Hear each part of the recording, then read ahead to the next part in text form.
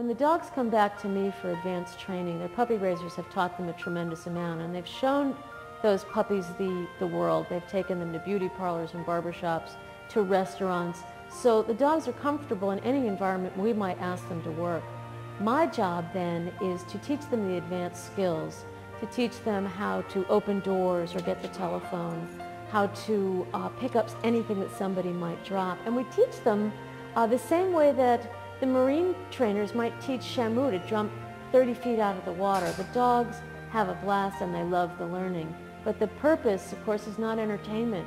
The purpose is to teach a dog skills that someone can depend on, someone who wants to live more independently and with greater freedom, someone with a disability who's going to depend on that dog.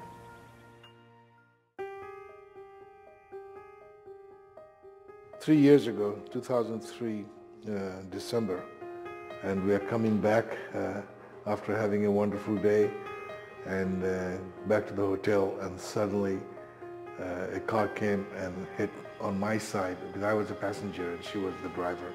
I was paralyzed in a car accident in 2001, coming home from a late night party at college, and it was just a regular night, hanging out with friends.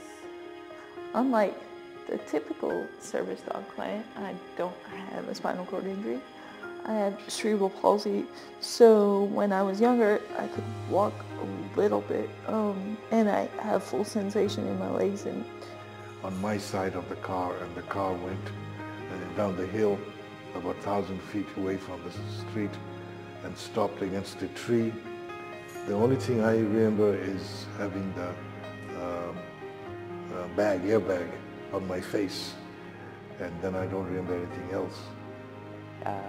Took a turn too fast, I wasn't wearing my seatbelt, and instantly paralyzed. Within 15 minutes of the accident, I was diagnosed as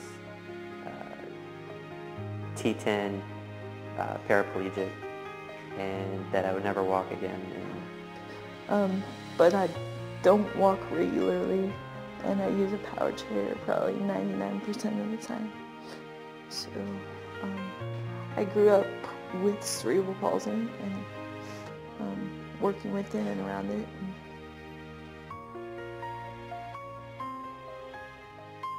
But having a service dog, I also realized the best thing probably happened to me, having a companionship and a friendship and a bond. And I think Rocky and I have bonded very well. This dog was, I knew, looking at me as a person, and wanted to be a companion to me, and he wanted to serve as he had been trained as his service dog. I remember probably a couple weeks after I had him, we went to Washington, D.C. to the Cherry Blossom Festival. Now, when I pretend I'm falling, I make some noise, and Rocky will come and run around and kiss me on my face. He says, don't do that to me, Gets all excited because he thinks, and I said, don't worry, I'm just playing with you, I was in the laundry room with a whole roll of quarters that I used, to do my laundry, and they just fallen out of my lap. And Zeppo immediately knew what to do. He started picking up every single quarter that I had dropped, and it was, just the best thing that I'd seen him do, because, he was doing exactly what he was trained. So it was super crowded, and I was like, oh no, we're gonna have a dog, and there are all these people, and they're all gonna want to pet the dog.